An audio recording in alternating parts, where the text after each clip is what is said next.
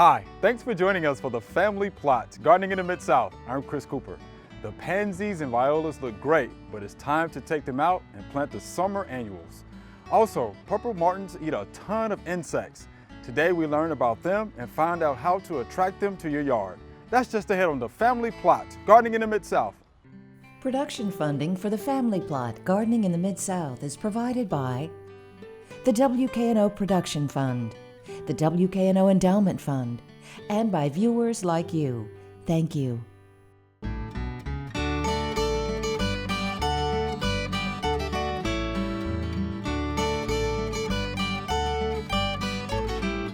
Welcome to the Family Plot. I'm Chris Cooper. Joining me today is Joellen Dimond. Joellen is a TSU Extension agent in Tipton County, and Mary Schmidt will be joining us later. All right, so we're out at our annual beds, right? Yes. And look at the Dusty Miller. Looks This good. is the second summer season that they have done well, and they look so beautiful. They look good. We're gonna design around them. Okay. But the violas have done great this year. They look great, but it's time to take them out. Oh, you know, this is the part I don't like. I know you don't. No, I'm I sorry. don't like that. But we've got to get the annuals in so they can start looking better. All right. So we'll start pulling them up. All right. You It's can the put hard them in the part for me. compost. It's just hard for me to do that, Joelle. Look what I found. What is that? Nice Oh, it's a worm. Our composting and additions to this soil have really made it nice. We really worked with it over the years, you know. Yeah, we haven't added anything in the last year or two, but it doesn't need it. All right, we're going to get these last two, and then we are going to put some fertilizer down, some slow release fertilizer. Okay. It'll feed for a couple of months. Okay. All right, now let's see the plant material. What do you have new for us this year? Well, the Dusty Miller is not new, but Yeah. everything else is. All right. This year, we're going to have some purple colocasia. Mm-hmm. And this one is called Black Ruffles. Black ruffles. All right. Black I like ruffles. it. Yeah. So we will plant them in the back because they'll Okay. get a little bit taller. All right.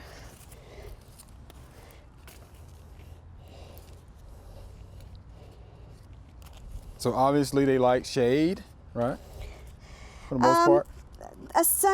Pretty much a sunny area, partly shady. Partly shady. Okay. But they like the same kind of area that the Dusty Miller likes. Okay. And then we also have sun patience. Ah. And this is a dwarf sun patient, and it's called Compact Fire Red.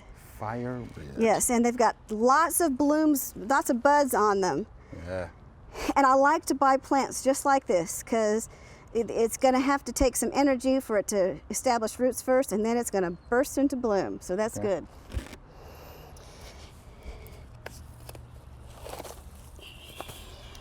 And of course, so for some nice yellow and red going on, we've got this is Joseph's coat, yellow. And it's a dwarf too, and it will stay small. But it'll be a nice pop of yellow color with the Nice. red. So we'll see how this does this year. Okay. Something different. I like that. Yes, something different. And the sun patients are supposed to be good, right? Sun patients are Yeah, supposed to be that's right. great Real good. with some sun. And so we've set out the colocasia. Let's plant them before we Okay. get too far ahead of ourselves. All right. Also, I guess known as elephant ears. They're Ah. related to elephant ears. Okay. Related but not elephant ears. All right. Well, they're related. Related. They're all colocasias. Okay. And a little bit of root bound on them. Got to straighten out some of those roots Okay. at the end. And we'll scrape our mulch away All right. All right. and plant. Now, I see earthworms in here. It's good. Yes, more earthworms, yay. And we can just tickle the roots, right? Just tickle them a little bit. 'cause Tickle them a little bit. They were Just a little tickle. circling at the very ends. And so we want to make sure that that's all pulled out and not stops the circling. Okay. All right, we've got those in, and next we're going to put in our dwarf sun patients. Let's take the tags out of them. Now, how big are they supposed to get now? Well, they'll get, it says 16 to 30 inches, but It'll probably be shorter than that with the sun. Okay. But look how big our dusty miller are. Yes. Yeah, huge.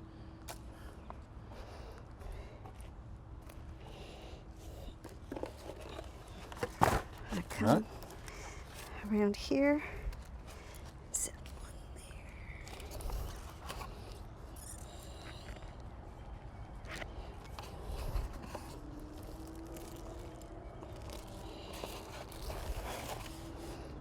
You want me to start planting? Or you want to wait? Yeah, just a minute. Okay. Yeah, I want to make sure that they're evenly spaced, and I think I'll move this one just a little bit, All right. so then you can start planting. All right, I will start. Just need a couple more.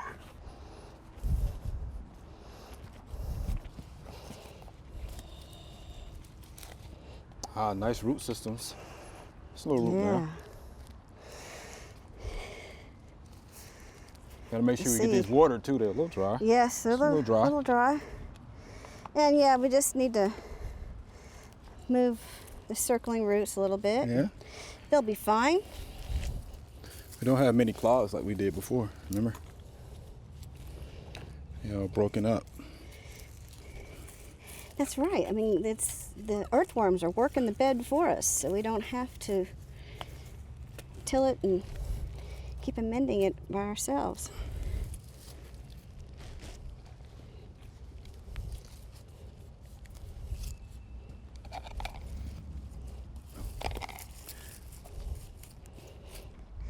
Now we'll set the Joseph's coat out and we'll plant it. Okay. These seem to be very well rooted in here without being overly root bound, so that's good. Yeah, that is good. And there we go, All right, ready to plant. dig in.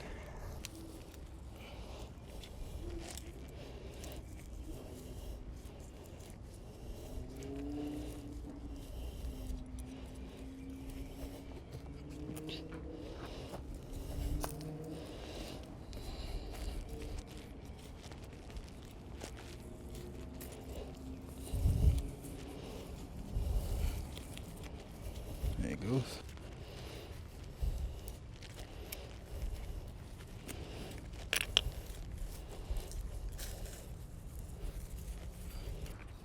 All right, Joellen. These are the last two, right? Last two. All right. This one's a little dry, so it's going to definitely need to be watered. Yeah, this one is two.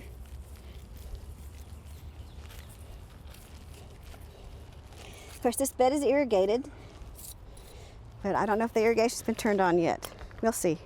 Right. There we go. So what do you think? That's going to be bright and colorful, especially when the impatiens start blooming bright red. Uh-huh. Well, again, I like the color contrast. I think it's going to be amazing. Yes, yellow and red. I love the two colors together. All right. So we'll see what happens. We'll see how these plants like it here. All right. Thank you again, all right? You're welcome. There are a number of gardening events going on in the next couple of weeks. Here are just a few that might interest you.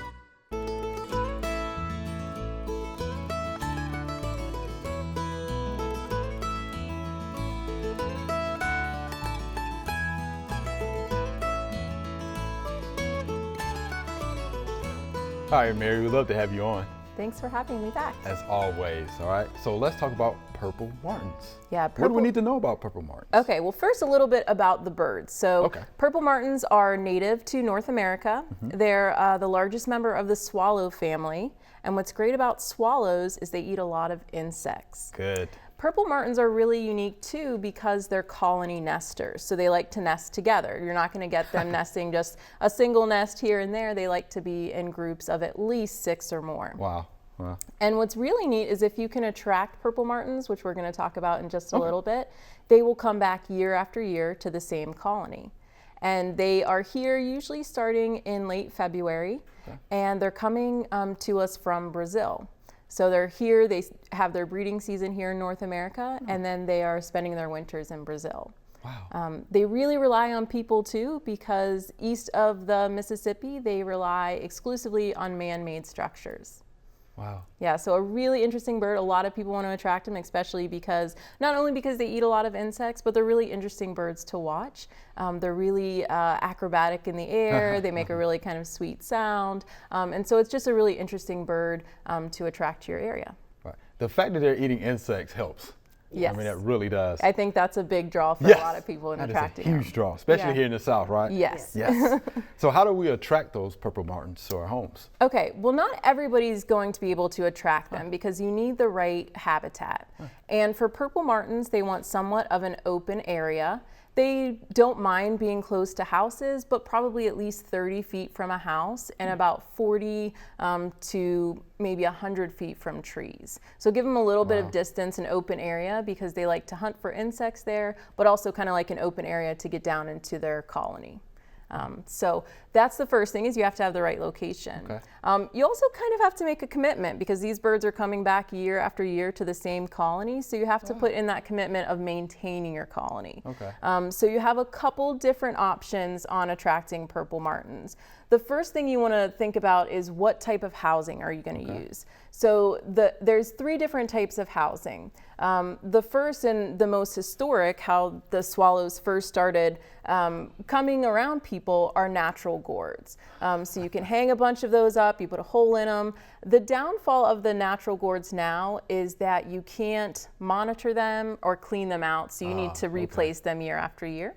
The second option, which is my favorite option, are artificial gourds. And we'll talk a little bit more about some additions to those. And then the last way is the large house-like buildings that have different compartments in them. So I'm sure a lot of people have seen those before too. Yeah. So there's a few drawbacks to those as well, but they work just as fine. And a lot of people use a mix of the house and the gourds. Wow. Yeah. So once you decide what type of housing you want, then you need to get a system. And so they like to be at least 12 to 18 feet up in the air. Okay. Now, most of the time, it's recommended that you check your gourds. So you're bringing those gourds down maybe every week to check to see if you have parasites. Are your birds building nests or laying eggs yet? And then also, do you have unwanted guests in there, like starlings and house sparrows? Okay. So being able to check them is a really good option too, because then you can identify some of those issues and stop them before they kind of overtake your colony. Wow.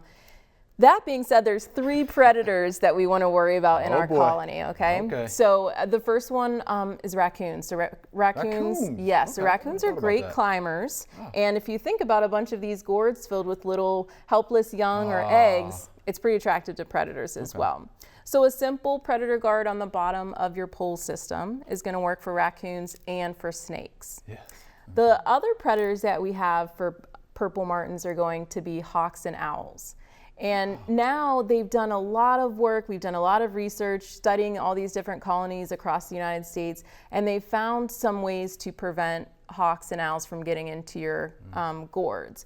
So this style, you can attach predator guards. This is an owl guard. It's going to stop the owls from getting too close to your gourd and reaching a foot in there. Okay. And then you can also put a little porch on your gourds and have some predator guards like this attached to your porch.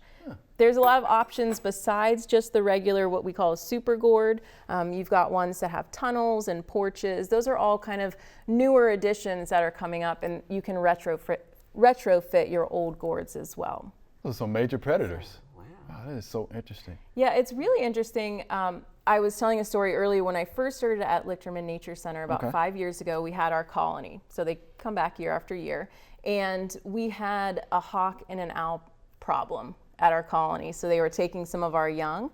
We attached predator guards, and our success rate has gone up like 500%. Wow. So predator guards are a definite must. They work. Yes, they absolutely work, and that's a definite must if you're going to maintain a colony. Wow. How about Now I see you have the binoculars there. So of course, what's the purpose? Yeah, I don't go too far without having my binoculars nearby. But this is really neat because you can watch your colony from a distance.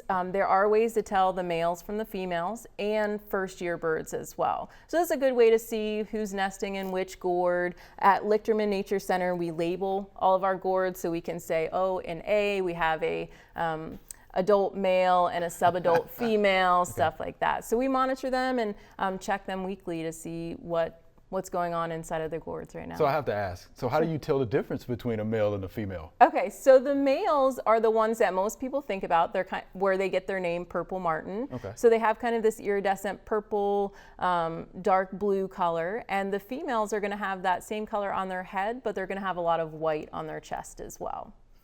So. And then one thing I forgot to mention is starling resistant entrances. We really need that here in the Mid-South because starlings can get into your gourds and they will kill young and sometimes even injure adults. So the style that will prevent a starling from getting in is more of a crescent shape. So the open round hole starlings can get into, so you want to have something that's going to prevent the starlings from getting in as well. And that will do it? That will do it, just changing the whole size, or the whole shape. The whole shape, okay. That's a big deal. Wow. If people wanted more information about purple martins, I mean, where do they need to go to get that information? Sure, well, they can always visit us at Lichterman Nature Center. We have an active colony. They start arriving in late February, and then they kind of wrap up their breeding season in June and July. There's also a great organization called the Purple Martin Conservation Association, and they have great scientific research that they're doing. They also have a lot of different options for housing. So that's a great one-stop for all your purple martin needs.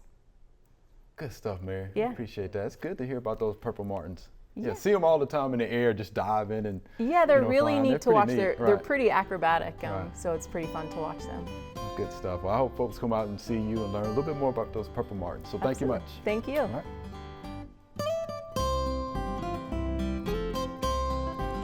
Well, it's spring and we're in the perennial garden for the butterfly garden, and we're going to clean it up. And as it looks, most of our perennials have survived: the sedum, the butterfly weed, the Russian sage, the red hot poker plant, and the monarda here, and we've got some echinacea over there, so coneflowers. So our heliotrope is actually coming back from the roots, so that's great. I'm cutting back these to where it's alive. The heliotrope is alive. You don't want to pull these, you want to cut the dead off. These are alive, some of these stems, so you don't want to cut those back in the Russian sage. So we're just going to carefully cut each stem off.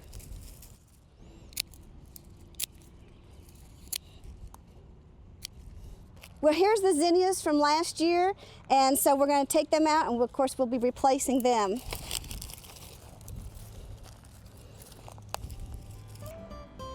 There, we've got most of it cleaned out, and we're ready to plant annuals. All right, here's our Q&A segment. You ladies ready for these? Yeah. They're good questions. You jump in there with us, Miss Mary, all right? Okay. Here's our first viewer email. I was told that Epsom salt will help strong root growth. Should I use that, or will a balanced fertilizer like 1010 be better? And this is from Joe. Well, Joe. So, what do you say, Joelle? Well, you know, I have heard of Epsom salt, you know, but the Epsom salt is made of, well, it has salt in it, right, but it has magnesium and sulfur. Mm-hmm. So, unless you do a soil test, you really don't know if you have a deficiency in that. And if you put too much in, then that can be detrimental, especially with the salts. So you really don't want to do that. And it might help with what he's asking it for, but a fertilizer, a complete fertilizer that he's talking about, would do more good, because it is actually the elements that help those types of plants get good root systems and be healthy in general. Epsom salts is usually used when there is a deficiency, especially in magnesium. So he would, if he has his soil test done and it says that he doesn't have enough magnesium in his soil, then I would use that. Sure. Yeah, I would always base it on the soil test. Soil test. You know I was going to go there with that. Yeah, Yes. why guess soil test? Exactly. Right. Triple 10 is a complete fertilizer. Yes, it could be a good substitute, but let's start with the soil test. Yes. All right. Anything you'd like to add to that, Mary? Yeah, I would caution using the Epsom salt because it does have salt, which some people use as a natural weed killer. Yes, So yes, you do. you Good don't point. want to overdose what you're trying to help. That's right. And it's hard to get salt out of the soil. Very hard. Okay? You can put it in, hard to get it out. Yeah. All right. So be careful, Mr. Joe. All right. Here's our next viewer email. We just built some raised bed boxes. We will be planting a vegetable garden with a few flowers for pollinators. What do you recommend we fill our beds with? And with this volume of soil, should we purchase bags or have something delivered? Thanks. And this is from Lindsay right here in Cordova. So as you can see, beautiful boxes there. Beautiful. Beautiful boxes. yeah. So she Very wants to fill nice. it up with soil. So Joellen, what kind of soil mix would you recommend for I would that? get a garden mix, and I would get it loose, you know, because there's a lot of places around here. If you call and ask for garden mix, they'll have it. And just make sure that the garden mix, wherever you're getting it, contains some kind of dirt.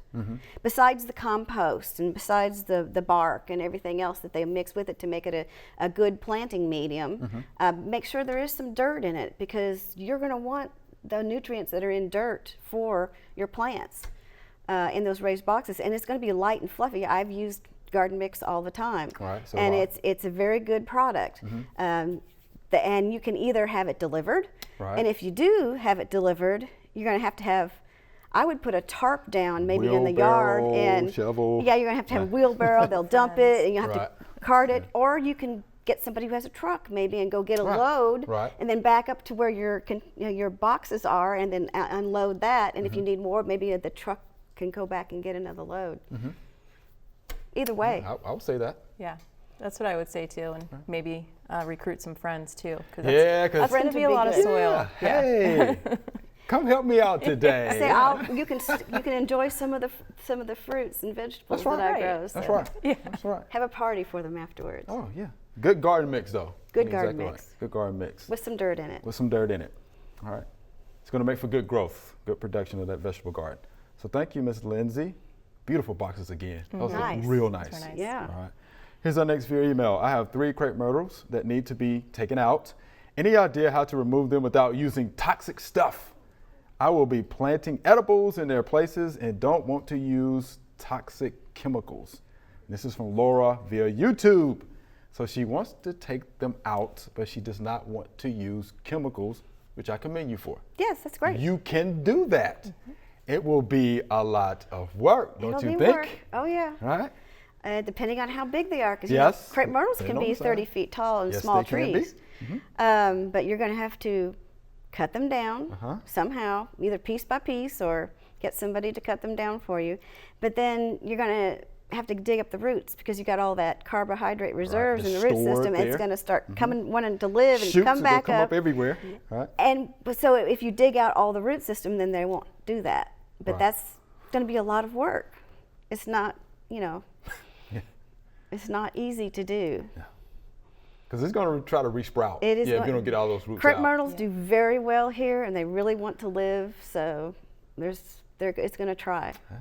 Beautiful But you can plants. keep up after it. Right, If you can sure. just keep up after it, eventually you'll get rid of all the carbohydrate reserves in that root system that's left in there, and you won't have crepe myrtle anymore. Right. But it's going to be a lot of work. It's gonna be work. Yeah, doing that, you're probably, rid yourself of a lot of carbohydrates. Trying to dig it out for the most part. You'll be very healthy Yeah, afterwards. no doubt about that. Anything you want to add to that, Mary? Yeah, we just removed a crepe myrtle from our house. here we go. All Yeah, right. no chemicals, but it was a lot of work. Here we go. We did dig out the whole root, but still fighting a couple ones popping up in the vicinity of that. But stay diligent, and you can do it. Stay diligent. You can do True. it. All Be right. persistent. Be persistent. Or, Miss Laura, you call Mary and she can help you out. All right? So how about that? She's done it. All right? Be persistent. All right, so here's our next viewer email. Can you tell me the name of these? And look at those. They are beautiful. It almost looks like it's at Lichterman Nature Center, doesn't it? does, I All swear. right, because y'all have those out there. We do. Sure. Yeah. That's a great one. So, Yeah, those are May apples. Those are May apples. And the scientific name is Podophyllum peltatum. look at you. Look at you. That's good. So, you know, May apples. Very pretty. And they bloom too and have a nice sweet smell. If you have enough of them, you can smell them. But you really can't see the blooms because they hang underneath the leaves. So some people don't ever notice them blooming, but they might smell a nice fragrance when they pass by. But they're very nice, and I love the foliage. Yeah. Yeah. Really looks nice in an wooded area. It's beautiful. Yeah. And this is the time of the year you really see them in their glory Really for the most part. Yes. Yeah. So anything you want to add to that, Mary? Because you see a lot of these, I'm sure. I do. I think it's a great native plant. It does great in a lot of shade. It's one of the first ones to come up in the spring, so it's kind of one of those signs of spring. The fruit is used by wildlife, so things like box turtles. So just a great option, I think, as a native, more of a ground cover, shady area. Okay. Very good. I'm convinced. I like them. Yeah, I like them as well. All right, so Joelle and Mary, that was fun. That was fun. Fun. We're out of time. Thank you for being here. Thank you. All right. Remember, we love to hear from you. Send us an email or letter. The email address is familyplot@wkno.org, and the mailing address is Family Plot, 7151 Cherry Farms Road, Cordova, Tennessee 38016. Or you can go online to familyplotgarden.com. That's all we have time for today. If you have a gardening question, please drop us a line. We would love to answer it here on the show.